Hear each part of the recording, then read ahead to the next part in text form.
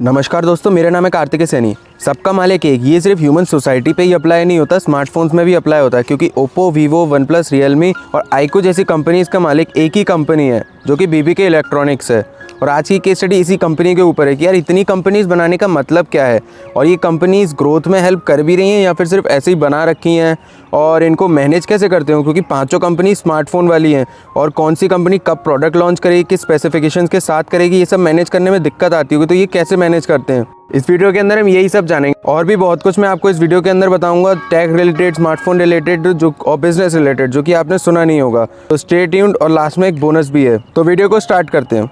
BBK electronics 1998 में start हुई थी, जिसको डुआन योंगपिंग ने स्टार्ट किया था, और यही अभी इसी के सीईओ भी हैं।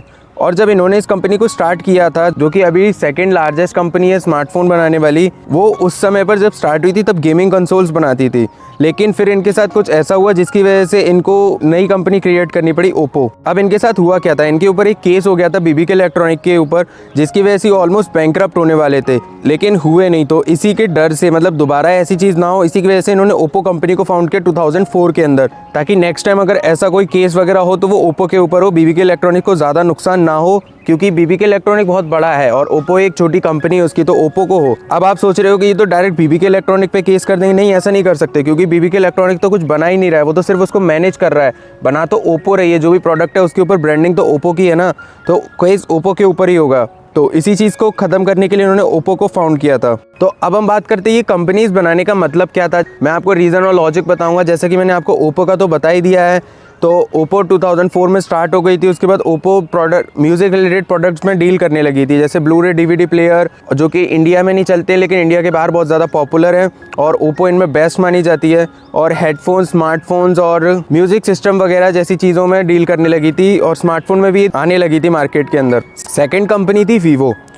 अब वीवो को स्टार्ट करने का मतलब क्या था, वीवो इसीलिए स्टार्ट की थी क्योंकि ओप्पो से बहुत ज़्यादा तगड़े स्मार्टफोन्स बना रहे थे, जिसमें बहुत ज़्यादा इनोवेटिव नए नए फीचर्स वाले स्मार्टफोन बना रहे थे, जो कि जिनको टेक की नॉलेज है या जिनको टेक पसंद है उनके लिए तो काफ़ी ज़्यादा अच्छे थे। लेकिन जो यो गाइज वाला सेगमेंट था वो कवर नहीं कर पा रहे थे। अब यो गाइज मतलब जिनको सुंदर सुंदर फ़ोन, चमकने वाले फ़ोन पसंद हैं, तो उन लोगों को ये कवर नहीं कर पा रहे थे। तो इसी चीज़ को कवर करने के लिए वीवो स्टार्ट हुई। तभी आप देखोगे कि वीवो के स्मार्टफोन शुरुआत से ही बहुत ज़्यादा स्लिम और बहुत ज़्यादा मतलब सुंदर दिखने वाले स्मार्टफोन्स को बनाती है वीवो। और वीवो म्यूजिक भी काफी ज्यादा लाउड होता है, जैसा कि उसकी लाइन भी है हाई-फाई म्यूजिक एंड कैमरा। और कैमरा की बात करें तो आपने वीवो का कैमरा तो देखा ही है, बहुत मतलब काला इंसान भी उसके अंदर गोरा हो जाता है। तो ये यो गाइज वाला सेगमेंट कवर करने के लिए इन्होंने वीवो को फाउंड किया था। नेक्स्ट कंपनी की बात करें वो थी वन प्लस। अब वन प्लस लॉन्च क्यों हुई, ये तीसरी कंपनी थी इनकी, क्योंकि ये ओप्पो से इनोवेशन कर रहे थे। लेकिन ओप्पो से इनोवेशन, नए नए फीचर्स लाने के बाद भी ये सिर्फ ऐसे ही फोन्स ला रहे थे जो कि मिड रेंज फोन हो, लेकिन फ्लैगशिप वाला सेगमेंट कवर नहीं हो रहा था। तो इसीलिए इन्होंने वन प्लस को फाउंड किया ताकि ये फ्लैगशिप वाले सेगमेंट को भी कवर कर सके। और वन प्लस को इन्होंने अमेरिका के अंदर सबसे पहले, मतलब चाइना के बाद डायरेक्ट अमेरिका गए थे, इंडिया में नहीं आए थे, क्योंकि वहीं पर इतने महंगे महंगे फोन्स खरीदे जा रहे थे। अभी इंडिया में सिर्फ शुरुआत हुई थी, तो ये यहाँ ओप्पो, वीवो ही चल पाती।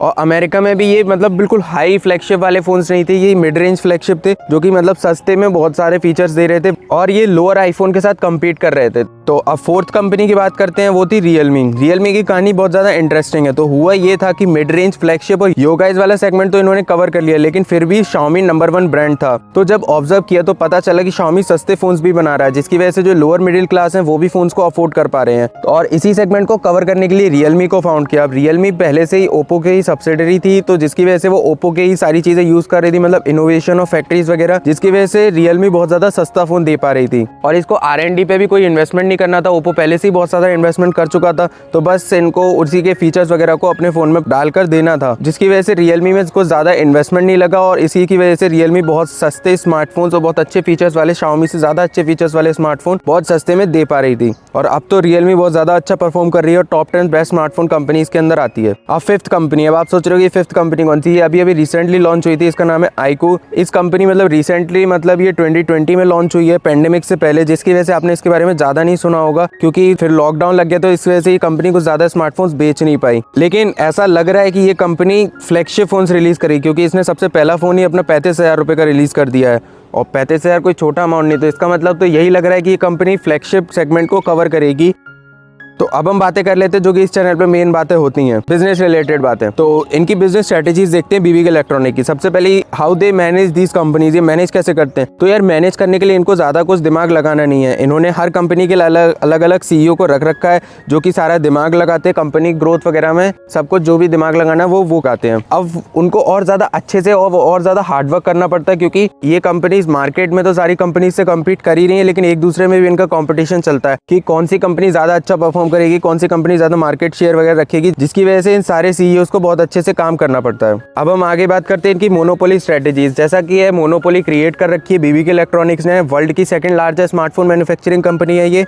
और अगर इंडिया की हम बात करें तो वैसे तो Xiaomi नंबर 1 ब्रांड है, लेकिन अगर हम BBK इलेक्ट्रॉनिक मतलब इन सारी ओप्पो वगैरह का शेयर मिला दे तो BBK इलेक्ट्रॉनिक्स नंबर 1 पे आती है। तो इसी वजह से इनकी एक मोनोपोली है। तो हम इसी की बात करते हैं, इन्होंने ये मोनोपोली कैसे क्रिएट की। तो इन्होंने मोनोपोली की स्टार्टिंग की थी एडवर्टाइजिंग से। जब ओप्पो और वीवो को ये इंडिया के अंदर लेके आए थे तब इन्होंने बहुत ही ज़्यादा एडवर्टाइजिंग की थी। अभी भी कर रहे हैं लेकिन पहले से कम है, क्योंकि अभी ये सेगमेंट कवर कर चुके हैं सारे। तो बहुत ही ज़्यादा एडवर्टाइजिंग की थी, बहुत होर्डिंग वगैरह आप देखोगे वीवो ओप्पो के सबसे ज़्यादा होर्डिंग्स वगैरह आपको देखने को मिलेंगे, बैनर वगैरह, और ये टीवी पे भी बहुत अच्छे ऐड चला रहे थे। इन्होंने अपने हर एक कंपनी के लिए एक डिफरेंट ब्रांड एम्बेसडर रख रखा है। इन्होंने कभी भी ये नहीं दिखाया कि हमारी ये कंपनी एक है, इन्होंने हमेशा इनको अलग अलग बताया है। और जो वीडियो देख रहे हैं बहुत से लोग, उनको तो पता भी नहीं होगा स्टार्टिंग में कि ये कंपनीज एक ही है, उनको तो यही लग रहा होगा कि अलग अलग है। तो इन्होंने एडवर्टाइजिंग की वजह से अपना एक ब्रांड क्रिएट कर दिया लोगों के दिमाग में कि हाँ हम एक ब्रांड है। और एडवर्टाइजिंग की यही खासियत होती है, तभी एडवर्टाइजिंग बहुत ज़्यादा ज़रूरी होती है। ये मैं आपको यहाँ पर एक कोड शो कर रहा हूँ, इसको पढ़ना, और अगर अच्छा लगे ये कोड तो मेरे को फॉलो कर लेना इंस्टाग्राम के ऊपर, नीचे लिंक मिल जाएगी डिस्क्रिप्शन में,